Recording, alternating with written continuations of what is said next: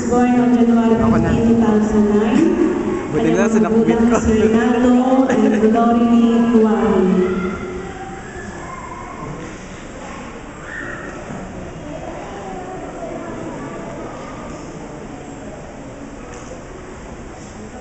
At sa mga batang sila, Grover Richard Actoy, Joshua Lian Ramos, Ralph Steven Actoy, Natalie Jean Ramos, ang kanilang magulang na Sharon Actoy.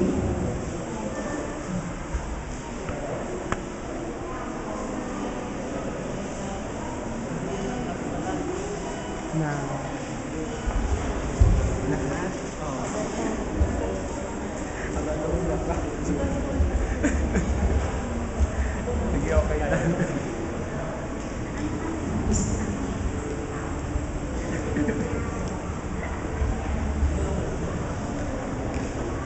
Okay lang yun.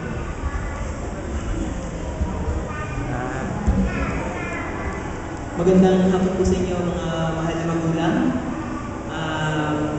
Unang-una pong iglesia po ng CA ay papasalamat at ako rin po ay nagpapasalamat na kayo bilang mga magulang ay nagpasya po na kayo talaga po ang inyong anak sa ating Panginoon bilang pagpapakita ng pasasalamat at wagas na pagmamahal ninyo sa ating Panginoon. So ngayon po ay itatalaga natin ang inyong mga anak bilang pagpapakita natin sa ating Panginoon na siya ang ating manlalala, ang ating Diyos, na siya ang gumagawa ng lahat ng mga bagay para sa ating kaliligaya. At isa na dyan ay ang pagkakalob sa inyo ng mga anak na kung saan siya po naging pagpapala sa inyo ng ating Panginoon. Ito po pinapatunayan lamang natin mga magulang ng mga batang ito ay bigay sa inyo ng Diyos. Ano? Bigay sila sa inyo ng Diyos at tayo ay walang pag-aari sa kanila. Sila po ay lahat pag-aari ng ating Panginoon. Tayo lamang po sa lumutang ito ay katiwala ng ating Panginoon sa inyo mga anak. Ibig sabihin, kung tayo po mga katiwala lamang ng ating Panginoon, dapat pangalagaan natin ang kanyang mga anak. So, babasahin ko ngayon sa banal na kasulatan kung paano ang ating mahal na Diyos ay nagkaroon ng pagpapahalaga sa mga bata. Sabi ko sa Mark, chapter 10, verses 13 to 16. Ito mong sabi, people were bringing little children to him in order that he might touch them. And the disciples spoke sternly to them. But when Jesus saw this, he was indignant and said to them, let the little children come to me. Do not stop them, for it is to such as this that the kingdom of God belongs. Truly I tell you, whoever does not receive the kingdom of God as a little child could never enter it. And he took them up in his arms, laid his hands on them, and blessed them. So pinakita dito ng ating Panginoon kung paano niya binasbasan yung mga bata na nagsisinabi sa kanya. Una ay yung mga disciples. Kasi sabi, nakakagulo lang siya sa ministry ni Jesus Christ. Pero sabi ng Panginoon, huwag niyo silang pigilan.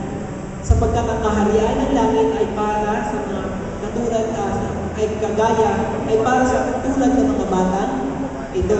So huwag niyo silang pigilan, hayaan mo sila pumunta sa akin. At nung lumapit ng mga bata, sila ay hinipo ng ating Panginoon at lahat sila ay pinagpala ng ating Panginoon. So dito yung pinapakita ng ating Diyos ay may malaking pagtingin sa mga bata. Ibig sabihin niya, yung mga bata na kasama niyo po ngayon, mahal na mahal po sila ng ating Panginoon. Sila po ay mga mahalagang iyas sa mata ng ating Panginoon. So kung sila po ay mahalagang iyas, tayo naman mga magulang, responsibilidad natin ay pangalagaan natin sila. Protektahan natin sila at inayosan yung mga bagay na kanilang ikasasama. So sabi ko sa Proverbs chapter 22 verse 6, ito pong piling sa inyo mga magulang. Sabi po doon, train up a child in the way he should go, and when he is old, he will not depart from it. So dapat bata pa lang, sa kanilang murang edad, itinuturo niyo na ang mga bagay na may patungkol po sa ating Panginoon. Ano? Dapat bata pa lang sila, alam na nila ang banggitin ang pangalan ng ating Panginoon Jesus. Alam na nila kung ano ang ibig sabihin ng nandoon sa salita ng ating Panginoon at alam na nila kung paano ibigin ng Panginoon. So bata pa lang, dapat tinuturuan na sila. Dapat sa kanilang pagtulog nandoon ibibigay ninyo ang magandang kwento tungkol sa ating Panginoon. sa kanilang pagtatanong, mas maganda po tayong mga magulang na sasagutin ang bawat katanungan nila na may patungkol po sa banal na kasulatan. Doon po upang sa kanilang paglaki, hindi po kayo mahihirapan na sila lalaki na may takot sa ating Panginoon. Balang araw, sila rin po ay maging mabuting mga magulang na katulad niyo. Doon po, so sa ating mga magulang na narito, tatanungin ko po kayo. Okay? Ito po ang aming katanungan. Naintindihan niyo po ba na ang inyong mga anak ay hindi sa inyo? Naniwala po kayo? Naniwala? Naniwala po kayo? Nangangahulugang kung hindi yan po sa inyo, yan po ay sa ating Panginoon. So kung yan po ay sa ating Panginoon, nangangako po ba kayo na sila inyong papalakihin na may takot sa Diyos? Okay? Sapagkat malaki po ang responsibilidad natin sa kanila pagdating ng panahon, pagdating ng ating Panginoon, sa mga magulang na narin po nagtatanungin sa inyo, nasaan ang pinagkatiwala ko, anak? Hahanapin niya. Ngayon, paano kung wala tayo ipakita sa Diyos? Sapagkat hindi natin sila napalaki ng maayos. So maganda pa, bata pa lang sila po natitiwala.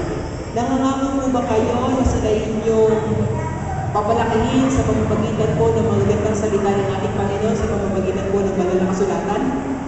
Nangangako po ba kayo mga magulang? Kung gano'n, palakihin niyo po sila sa pamamagitan po ng banal na kasulatan. Ang aking hamon po sa inyo, magkaroon po kayo ng family worship tuwing umaga, bago niyo umpisahan maghapon, magkaroon po kayo ng pagsambang pamilya, at bago kayo magpahinga sa gabi, magkaroon din po kayo ng pagsamba kasama ang mga bata ito para sila po lumaki ng may takot sa ating Panginoon. Ito po ang sabi ni Mrs. White, para po sa inyo at para sa mga bata na narito ngayon, para kayo maging maganda at masayang tahanan. Ito po ang bilin niya.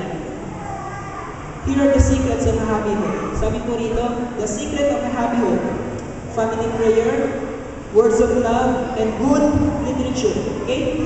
Ang tatlong sikreto ng magandang pamilya para sa inyong anak ay family worship, words of love, and good literature. Kung sila ng family worship, pagaling po na inyong pamilya para sa inyong anak na magkaroon kayo ng family worship tuwing umaga at tuwing gabi.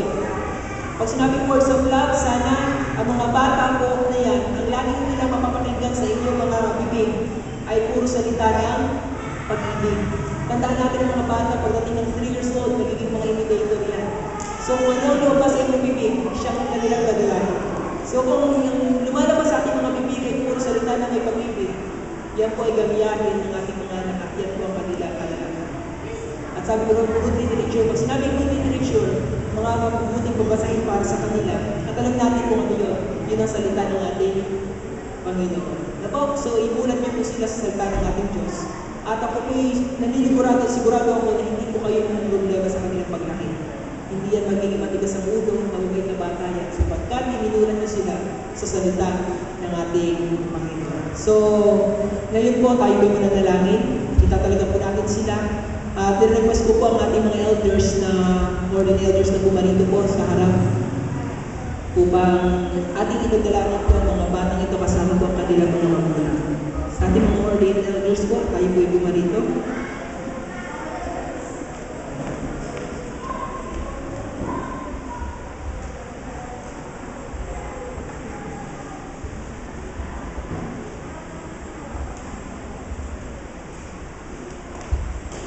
Tayo po lahat ay lumuhod.